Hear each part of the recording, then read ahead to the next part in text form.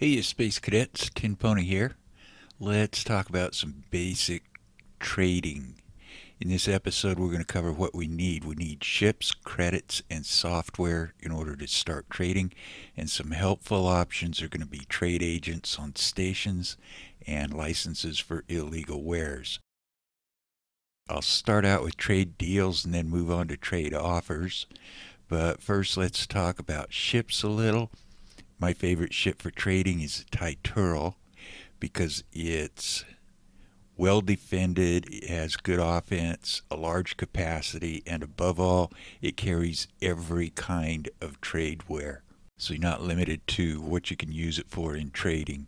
It does have a jump drive and it does use fuel. So keep that in mind. A good alternative is the Rahanus class freighters, and they come in two flavors out in the wild. They come in container and energy and bulk and liquid. It's a good idea to pick these up from enemies because they do get all the available options on them, and you're not sitting in a shipyard paying extra for these optional features. The wild ones are usually good for two types of wares. And next up is credits or money, moolah, cash, coin, spondits. We are going to want some money to spend. The more money, the more trades we can do. And we'll need software. The software comes from a mechanic, the same as any upgrade for the ALBION SKUNK. It comes from a mechanic, which you'll have to find on a station. They won't come to us. And the software we want is, at a minimum, Trading Computer Mark 1.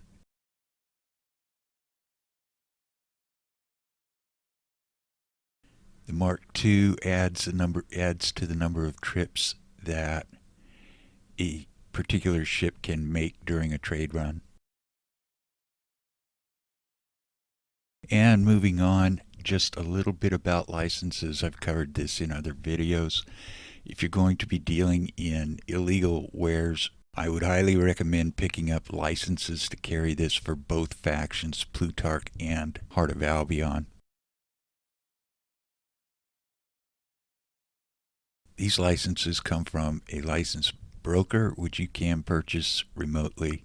And they cover things like space fuel, medical supplies, and space weed.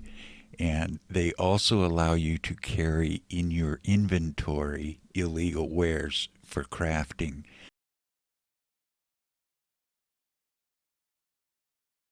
You can see at the top here we've got illegal wares.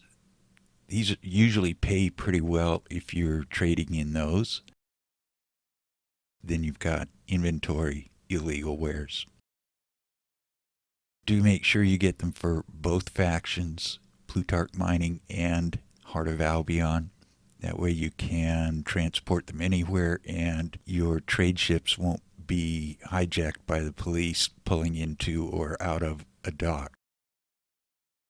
I do have trade offer update agents on all the stations in Albion, and you get those by stopping at a station and playing the talking game with an NPC and ask them to update you with trade offers, and you'll get a little eye next to the station so you know that you do have an agent on board there.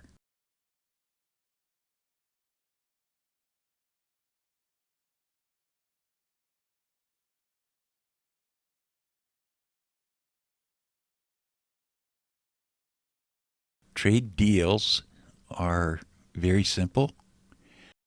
We'll come down to trading and open trade deals.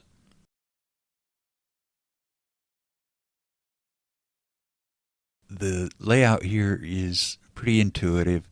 You can scroll through the ships in your squad, choose one to transport a ware, Find the ware that you want to transport. These show the number of jumps in the trade so you can keep track of how far away it is and fuel consumption. And it shows the investment you're going to make in the trade if you accept this trade deal. It also shows how much profit you can make off of this deal.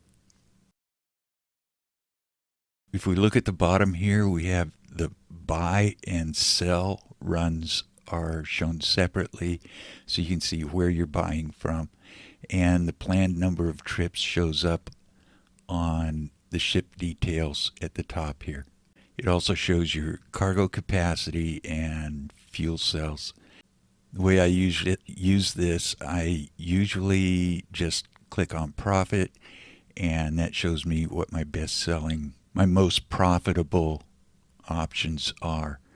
And again, space fuel and space weed are probably going to be right up at the top every time, with space fuel especially. So when you're buying licenses, kind of keep that in mind.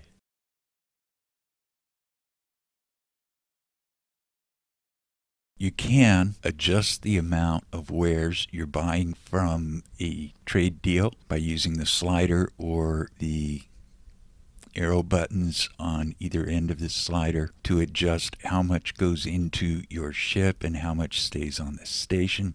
And depending on the capacity on your ship, you may not be able to buy everything in a trade run, which is fine. This is not a mission. This is just an opportunity to make some money.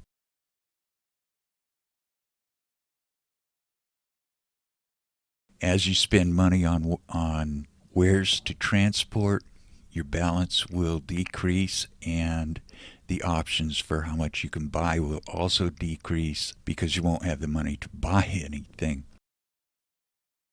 If you don't have trade agents on a lot of stations, you won't have nearly as many options for buy and sell.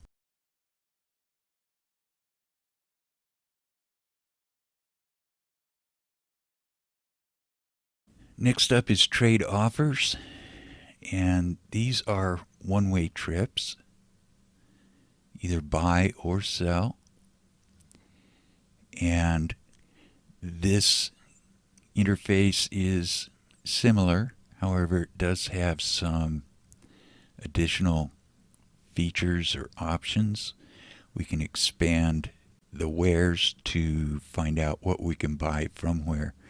And it shows us the distance in jumps. It also shows us the amount of wares and the price each station is charging for one of these wares. It's not for the entire load. The entire load is the total price on the far right.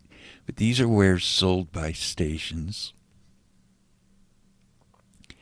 And if we click down at the bottom here, we can see wares bought by stations. So this allows us a lot more freedom in picking our deals. Now, this not only shows illegal wares, it also shows wares that are produced by factories that we own. If we own a factory, it's not going to cost us anything to buy wares from them. So it can be considered just a transfer run. But the idea of trading, when you get wares sold by stations, you buy low, and wares bought by stations, you sell high. And that's where the profit comes in. And again, we can adjust the quantity. We see what's going on our ship in these two places, and this is what will be remaining on the station.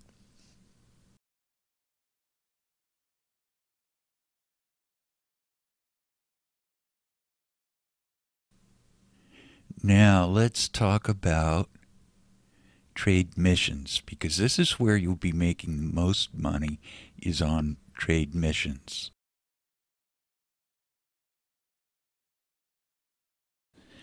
When you go around, you pick up missions in different zones. I have a I have a quite a few of them that I've collected, but they all run the same. And this one says it's very hard. Let's look at the briefing. I didn't find it very hard. They only want 9130 units of crystals. They want them delivered to a specific station in a specific zone.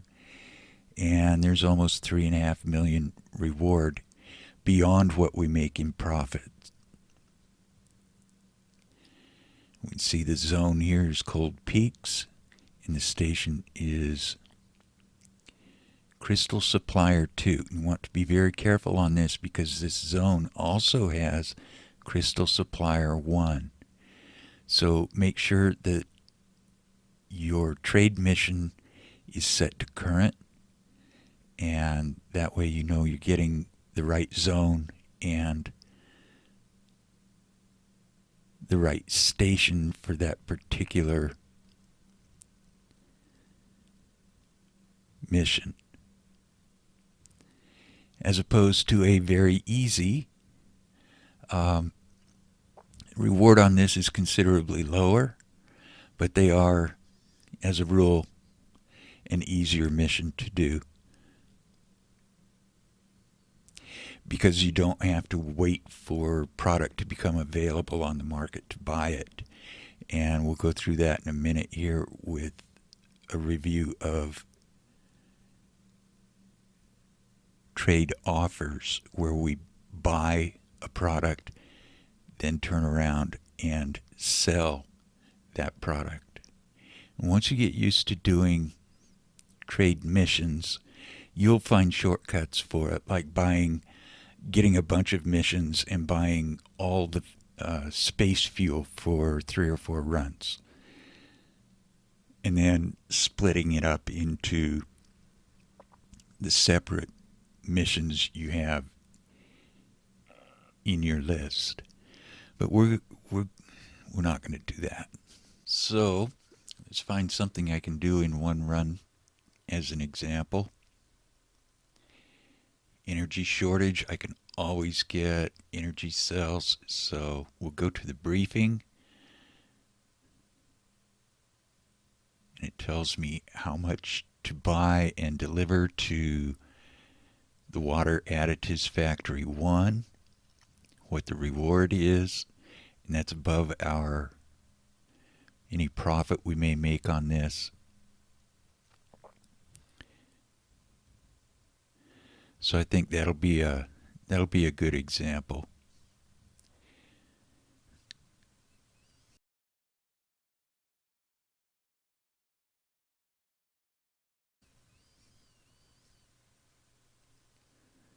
Going to energy cells, set to current. I want 2,400 units of energy cells.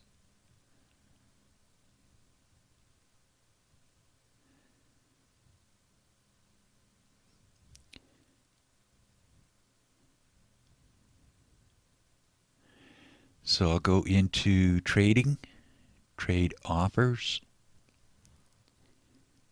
and find energy cells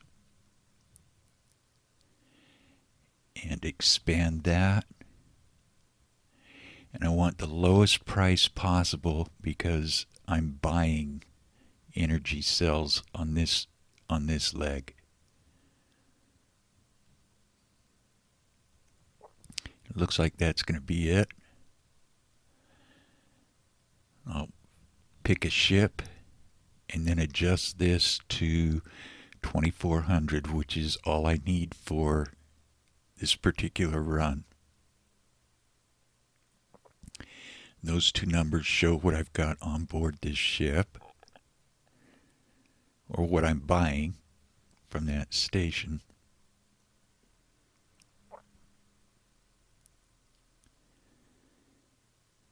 And there we go.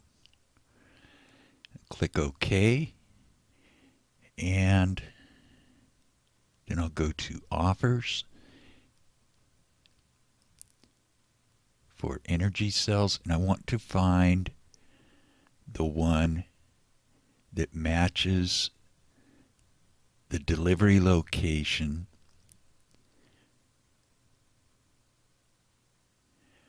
for the trade mission.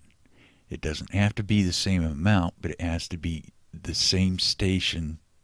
You see here we've got Cell Fab Matrix 1 in Distress Reek, and we've also got Water Additives Facility 1 in Distress Reek. So this is the one I want. And you see, you can scroll through a lot of these. They may not list exactly what the trade mission calls for, so you will have to adjust it. So we're selling those, and we can track that later. We don't have to be anywhere around it. We can track that later by looking at the ship details. Look at the planned trips. It's going to buy 2,400 energy cells at this station.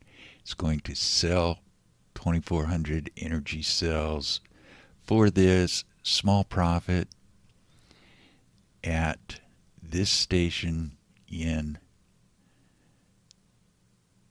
this zone.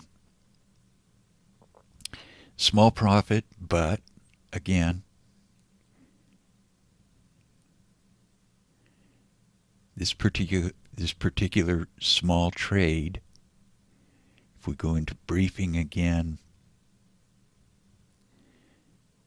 it has a completion bonus of 1.2 million.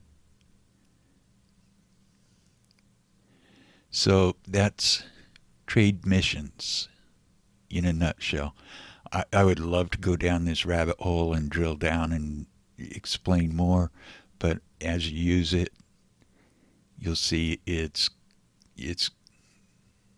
not that difficult once you understand the interface and how trade missions work. I hope this helps out for you. This is Tin Pony. Thanks for watching.